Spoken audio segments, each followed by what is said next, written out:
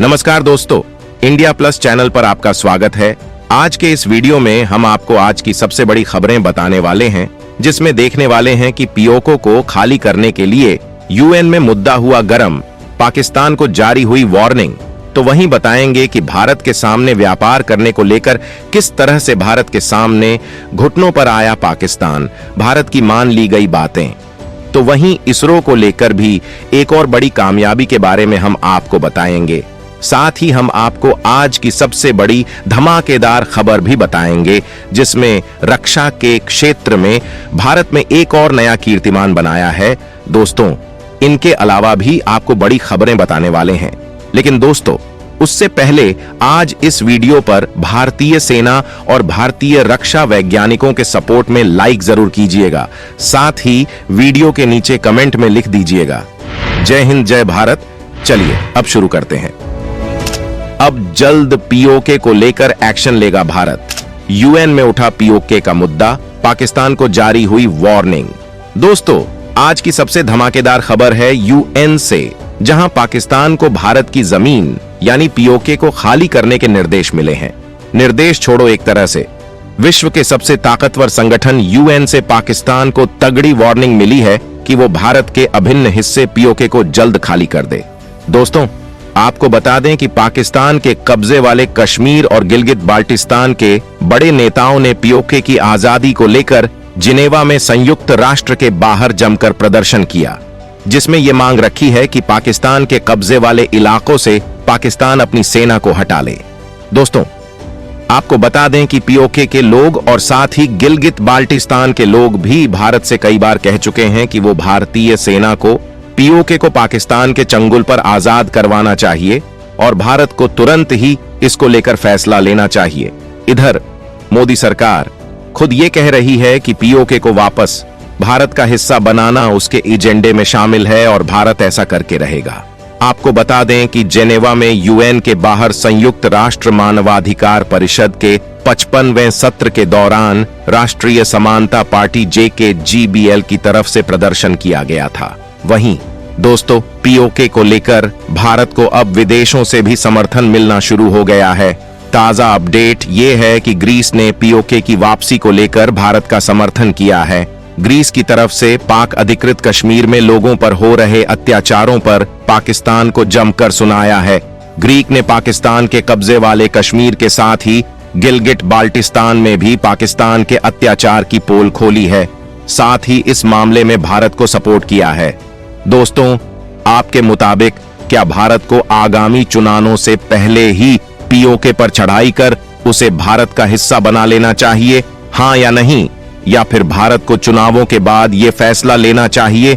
इस बारे में जो भी आपके विचार हो कमेंट में लिखकर जरूर बताइएगा। सैन्य शक्ति के मामले में अव्वल बना भारत, दुनिया ने माना इंडियन डिफेंस फोर्स का लोहा। दोस्तों, आज के समय में ताकतवर बनने की होड़ सभी देशों में मची है।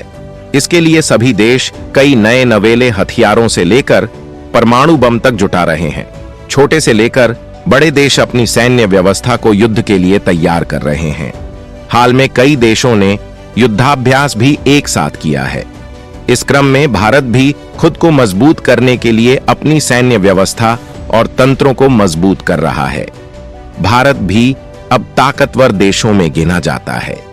ग्लोबल फायर पावर नामक वेबसाइट के द्वारा ताकतवर देशों की सूची हाल में ही जारी की गई है, जिसमें भारत को विश्व का चौथा ताकतवर देश माना गया है।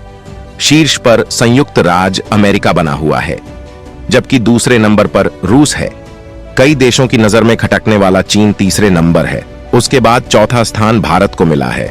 ग्लोबल फायर पावर ने कुल 60 प्रमुख तथ्यों के आधार पर 145 देशों की तुलना की और उनकी सैन्य ताकत को लेकर रिपोर्ट जारी की गई है। ग्लोबल फायर पावर नामक वेबसाइट की रिपोर्ट के आधार पर ताकतवर देशों की सूची आने के बाद भारत से कई देश पीछे छूट गए हैं।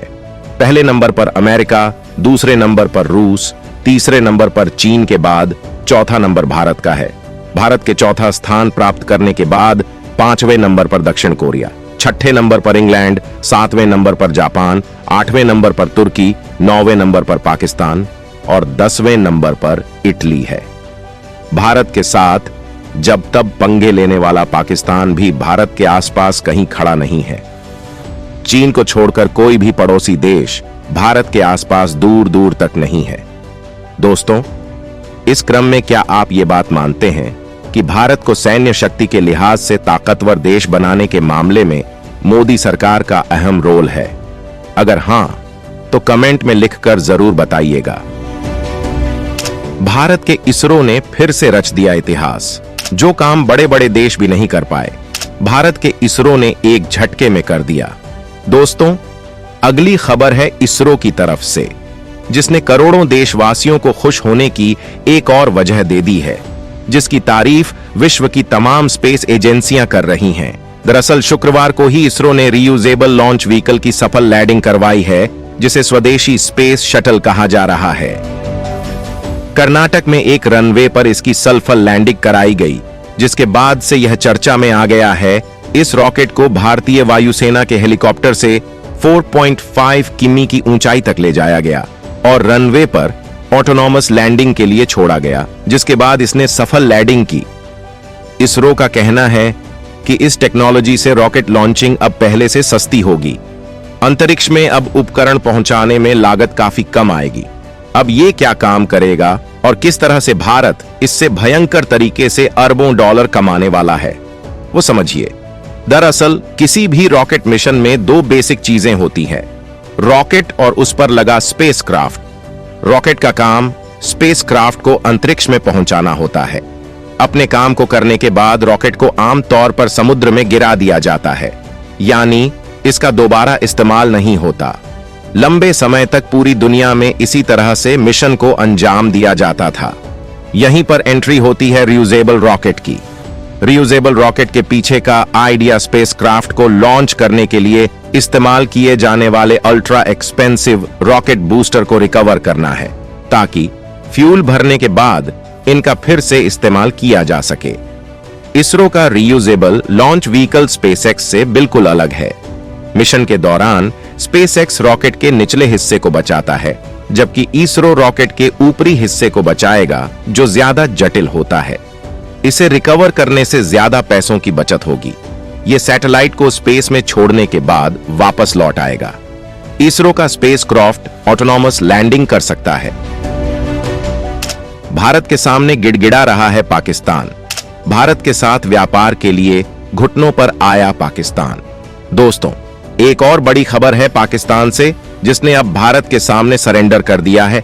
भारत ने जब जम्मू कश्मीर से आर्टिकल 370 को हटाया था, तभी पाकिस्तान ने भारत से गुस्से में आकर व्यापार को बंद कर दिया था। पाकिस्तान सोच रहा था उसके व्यापार बंद करने से भारत को नुकसान होगा। असल में उसके इस फैसले से वो खुद बर्बाद हो गया है और अब इतना समय गुजर जाने के बाद और कंगाल हो जाने के बाद अब वो लाइन पर आ गया है और भारत से व्यापार शुरू करने के लिए मिन्नतें करने लगा है। पाकिस्तान की नई सरकार अब भारत से व्यापार वापस शुरू करना चाहती है।